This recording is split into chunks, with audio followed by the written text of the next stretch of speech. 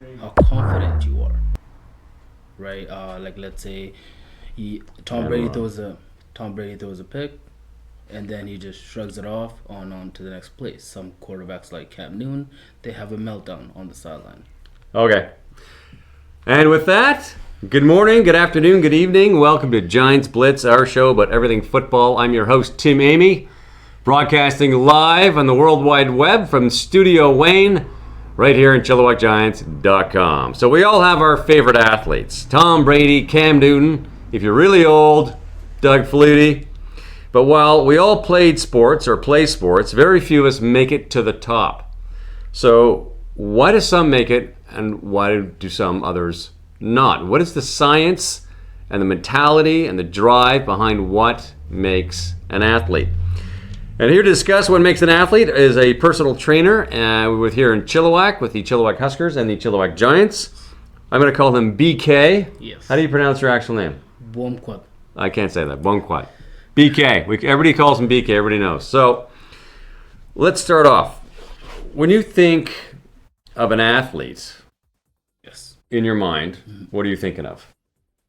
An athlete, a player that understands the game and just does the right thing. And when I say the right thing, I mean in the off season they do the proper training for their certain positions, and then they go to the side and do more body control, Pilates, and everything else that adds on to it.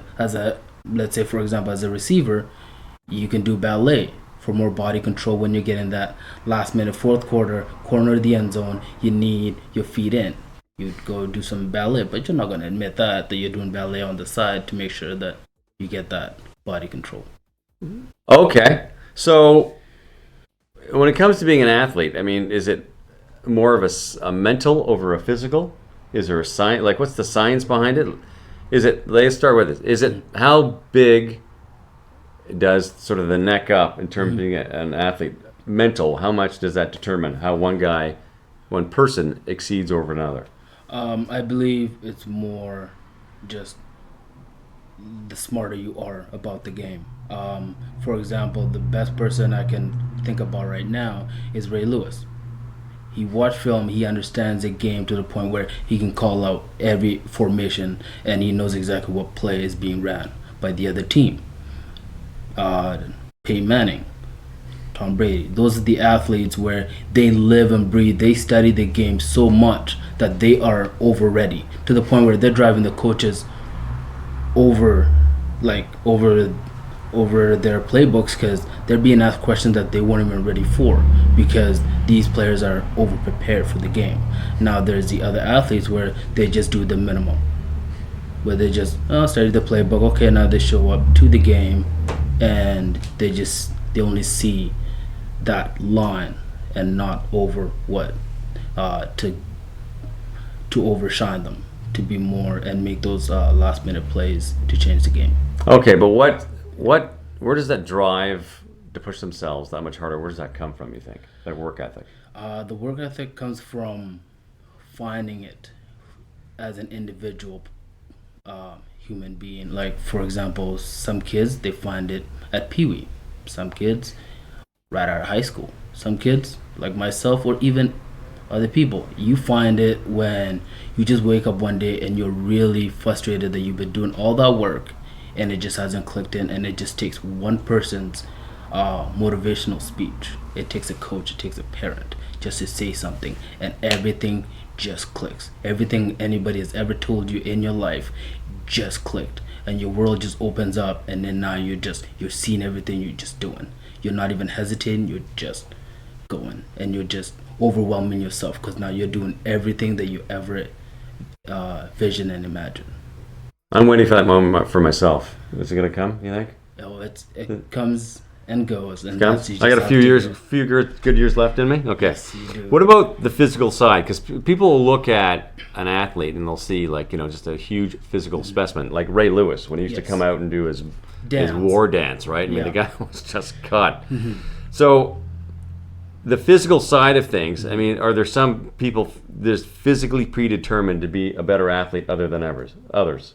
Yes, some people understand that they do not have the smarts in the game, but they know they're stronger, faster off the line. They can see the ball, and just as soon as they see that ball snap, they know that first step and that power will get them into that second level. So they train, they lift weights and train on just that first step and the second move, right? Instead of, oh, now I'm not gonna think about what I need to do and try to game plan. I just know my best move is power over anything. So they work more on power when they do lift weights in the off season.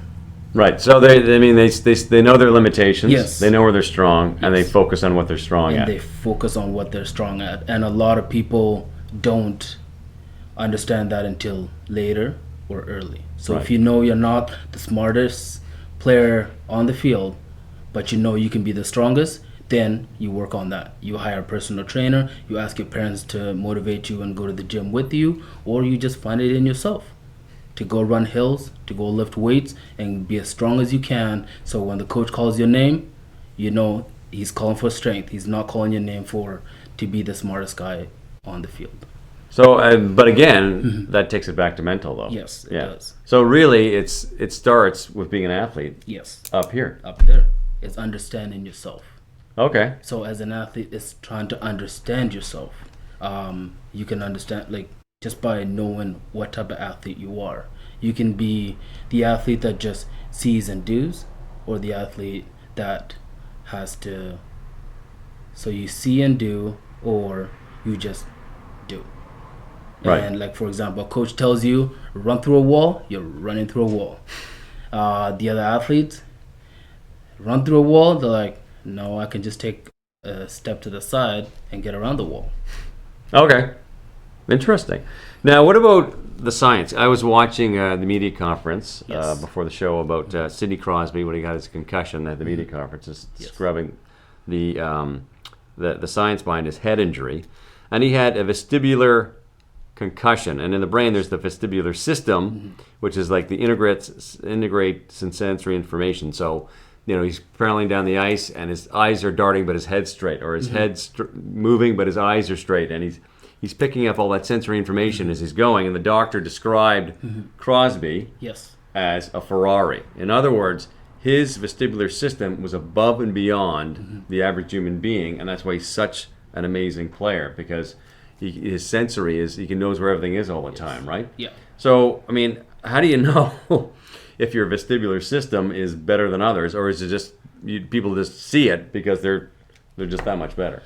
Well, now we are going back to the basics that we said is understanding what type of athlete you are. So, for example, you can work on your eye coordination by just looking at a wall and somebody throwing tennis balls and then reacting. Right. So, for example, as a running back, you need that. So when you're running, you're just running motion, and then you can just see the gap opens up, and it's a cut and go. Some guys, they don't see that, and then the coach just does that clipboard to the ground, frustrated, steaming, because everybody sees the wide gap, but the athlete did not make that cut, and he runs right into his tackle or his guard. Right. Okay. Or quarterback. That's the best example. Quarterback has to see the whole field, view the whole field, see if it's man or zone coverage. Linebackers, you got to read if it's a run or a pass. So your eyes will tell you what's happening and where to go. Now your body just stays still and runs straight. And then when you see, you do. So your eyes will lead you where you need to go. So the quarterback is always going to be the guy that always has that higher vestibular system where he can just pick up that sensory better than somebody else. Yes. So that kind of determines a top quarterback. So say Tom Brady, for instance, his is just crazy over, the average. I mean, pick a name, run of the mill. I'm trying to think of a name of a quarterback now. But you know what I'm talking about. Yes. The quarterbacks you can't think of. How's that sound? The RG3s. The RG3s. Well, he got banged up. He didn't have an O-line. The Johnny Manziel athletes, where their feet was their primary, but now you have athletes that are training where D linemen are running a 4.5, and then now it's like, oh, my feet don't work, but you didn't train any of this, so now you're Right. as a free agent athlete trying to look for a job. So it's again, but it always comes down to mental. If you Yes, have it the does. headset, the mindset, Yeah. you can push yourself that much harder. Yes, you can. But what about the guy? This is what I'm interested Yes. about. That isn't the natural athlete, doesn't have that top coordination, doesn't have that natural speed, that natural agility, doesn't have, but mentally they just push themselves through all that. How do you? I mean, this sort of thing sort of fascinates me because I mean, there's always top athletes out there. You know, the Tom Brady's that are they're sick. They're just sick. They're so good, but there's always someone that comes along that just doesn't have that ability, but somehow manages to make it to the big leagues and have a long and storied career just by physically pushing themselves. And that part I find kind of fascinating. Well, athletes like that, if a coach can spy them, you can hide them on your defense, and they will be better leaders than the guys that are actually have that ability and the strength. For example, if you have an athlete that's not coordinated but is smart, can read and call out all plays, well, so okay, I have these athletes, they're all strength, and then we have the smart guy, is not coordinated, but now he's calling out every single play. He's leading the team. Now he's the leader. He's a quarterback of a defense. He's telling guys, we got to blitz left, blitz right. Crash in, crash out. He's seen everything. So he's calling it out. Now he's the bigger part of the whole defense. As much as he's not going to shine, make all the tackles, and be on the news, and be put down as a top player, his players respect him, and they tell him all, every day, practice, that you are the key to our defense. Because he's the guy that sees and helps the rest of the team. Right. Because he knows he can't physically get there and make that play, but he makes sure he gets his rest of his group in there so they can make their plays. The middle linebacker, that's probably one of the best positions. As a middle linebacker, you have to be the quarterback. You have to be able to shift your outside linebackers so they can get outside and force the play to you. As a middle linebacker, I can shoot the gap and get there, but there's an issue. A slot might come and hit me, and then there's a touchdown. Or I can tell my outside linebacker to get there and force it in and then the tackle comes to both of us instead of just one individual. So don't be selfish. Work as a group. Gotcha. The ultimate team sport. Yes. Now you're a personal trainer. Yes. So you've worked with some of the kids with the Giants, Yes, I have. and in the junior bantam ranks, Yes. right? So when you're training with some of these young kids, we got whispers happening in the studio here. Yes. When you're working with young athletes Yes. in the JB, you're looking at these kids, and I'm pretty sure you can tell who's going to be a really solid athlete and which one isn't. You can see Yes. from their ability. Yes. So what's the difference when you're training these kids? The differences, the nuances you notice when you're training them? Body posture alignment. That's the basics. Try to get a kid to just stand normal. You can see that they might have scoliosis, kyphosis. Okay. So as soon as you see that, then right off the bat, then you know exactly what's weakened, Okay. and then you go and try to understand what position they play. Right. Okay. Is that okay? Well, this is the weaknesses. For him to be a top athlete, you got to strengthen. Okay. So you jump right there and work on that before you get into anything else. Perfect. And magically, we are joined by none other, Mr. Sheldon Todhunter, ladies and gentlemen. Hello, sir. You just made it into our studio. How are you? I'm good. Sorry I'm late. I was actually just working with a client, and they happened to be running behind, so I apologize for my tardiness. It's life. Life gets in the way. So now you just stepped into our fabled, wonderful discussion here. We're talking about what makes an athlete. For you, what is your definition when you look at a person you're training, a kid or whoever, an adult? When you think of an athlete, what characteristics are you thinking of? You know, that's a really broad question. I like it broad. It's a lot. That's a very broad question.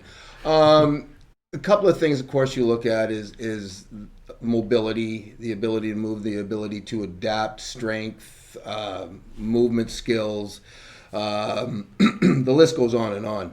The thing I look for more than anything else is a sense of natural athleticism. So if I ask somebody to do something, whether it be something as simple as a lunge or a 45-degree bound, I look at how they load, I look at how they land, I look at their ability to take off. If I ask them to do a 45-degree bound and do consecutive ones, I look at how they load and how they respond, how quickly they get off the ground. Something as simple as looking at somebody's running stride will tell me if that person's athletic or not. How they run their stride, the length of their stride, how they follow through, their arm action, all of those sort of things. A lot of times also we look at doing things, and I have this assessment I call an athletic readiness assessment. And what I like to do with that is I put them through various movement patterns. I look at their balance. I put them through various movement patterns to see how they move, see where their balance is, their proprioceptive skills, all those sort of things. Okay. Now, so I'm wondering, I was asking BK this. Do you think being a top athlete is mental or is it physical? I think people are born with a natural athleticism. Everyone? Everyone. Really? Yes, I really do. I think everybody's got some sense of natural athleticism to them. Okay. I really believe that. I think you see kids, young people who do really, really well and they're naturally athletic and things come easy to them.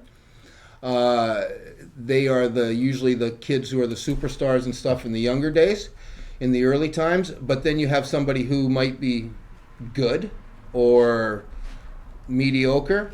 Then all of a sudden, these kids are the kids that develop great work ethic and mentally want it. And those are the ones you usually see excel and go further down the road than the kids that are naturally gifted. Because one of the things... Oh, yeah. Okay. One of the things I always see are the kids who are naturally gifted, when they start to get to the higher levels, there's lots of those other kind of guys. And all of a sudden, they've been a big fish in a small pond for a long time, and then all of a sudden they get to the CIS level, or let's even talk hockey, WHL, or that sort of level, where they've done incredibly well in minor hockey. All of a sudden they get drafted to a WHL team out of Bantam. Now they go play hockey for the Medicine Hat Tigers, and all of a sudden they're not the superstar anymore. And a lot of those guys can't handle it. It's the kids that have the great work ethic and work hard that usually carry on from that point on. What drives that athlete to push it harder? Just to be better. It's mentally, what's the mind frame, though? That's what I find fascinating. The mind frame is usually just the desire to want to be better, and they tend to love what they're doing more than the others. Right. And that's. I mean, I can think of, and I won't mention any names. This one kid I trained for the longest time. He should be playing in the NHL right now, but you know something? It just wasn't fun anymore. Yeah. And he quit out of the blue. It just wasn't fun for him anymore. So he didn't have that love and that desire to carry on. And really, that's what it boils down to: is how badly do they want it? And I mean, there's some kids that are never going to be great athletes, but they're going to work at it and they're going to be all they can be. And that's wonderful too. But something like I say, it's usually these kids that are good, not the great ones, that carry on and do well as they go further on. Because they have that work ethic and they have that desire. What happens when you get a kid that has the natural ability and meshed with that work ethic? Stupid question time. Well, that's when you see the Sidney Crosbys, and all these great, the great football players like the Jim Browns and all those guys, right? That's a rare thing to find, is somebody who's absolutely both in them. And when you do find one of those, especially as a strength and conditioning coach, they just make you look like a genius. They just make you look like unicorns. Yeah, that's right. Exactly. They just make you look like a genius. Gotta love people like that. And you get a few of those, and I've had a few of those guys where you just tell them what they're doing and they do it, and you just sit back and you're not even a teacher anymore. You're just a cheerleader. Nice. You know what I think? I think I need to work out more. Yeah, you do. How quick before I look like you guys? How many days? How many hours? You know, we Days, might be good, hours. but we're not that good. Oh. Like I say, there's always a ceiling effect. Okay. Do we go to our trivia question? We have a trivia question for all those watching online. I'm sure there are many. So this was in the news recently, and it's going to be an easy one. This is for our News. watching All right. audience. So okay. now the two of you probably know the answer already. I have it written down on my piece of paper. Yeah, that's Okay, so name the former Chilliwack Giant who was just drafted 19th overall by the Toronto Argonauts in the CFL. You know the answer. Do you know the answer? Yes, I do. You do because you're reading it. No, I'm kidding. You know the answer. So yeah, that's our trivia question. Name the former Chilliwack Giant who was just recently drafted just 2 weeks ago or week ago? 2 weeks. week ago. Week ago. 19th overall by the Toronto Argonauts. That is our trivia question. And we're going to take a little bit of a break and we're going to come back and wrap up. Chilliwack Blitz, Giants Blitz, ChilliwackGiants.com.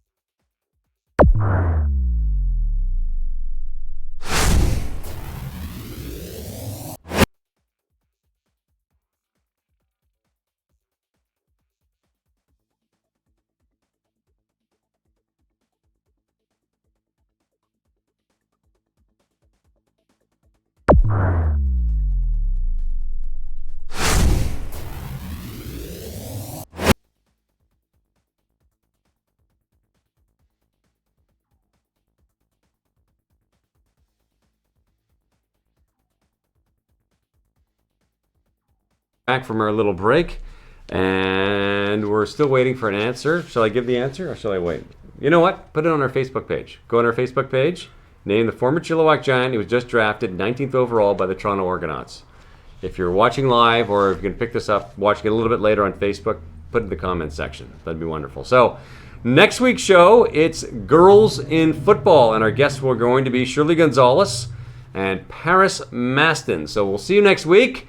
Before that, I have to thank our two guests, BK, for coming into studio, Mr. Sheldon Todhunter. Thank you. How are things going with the midget program, by the way? He's our midget head coach, Mr. Sheldon. You know something? We're just opening up the registration, hoping to get things going. We haven't established a camp day yet. Okay. We're still waiting on what's happening with some of the junior teams. There was I think at the Husker camp, I do believe there was probably 12 to 15, 17-year-olds there as well. Nice. Okay. So we're just looking to see what's happening with some of these junior squads and seeing what's coming back from there, and we'll just keep plugging away. Okay, thank you very much. And I'd like to thank our executive producer, Mr. Wayne Bjorgi, our technical producer, Mr. Tim Baston, social media empress extraordinaire, Ms. Julian Fraser, and of course our show whip, Mr. Tom Caverly. Thank you very much for tuning in to Giants Blitz. I'm your host, Tim Amy, ChilliwackGiants.com.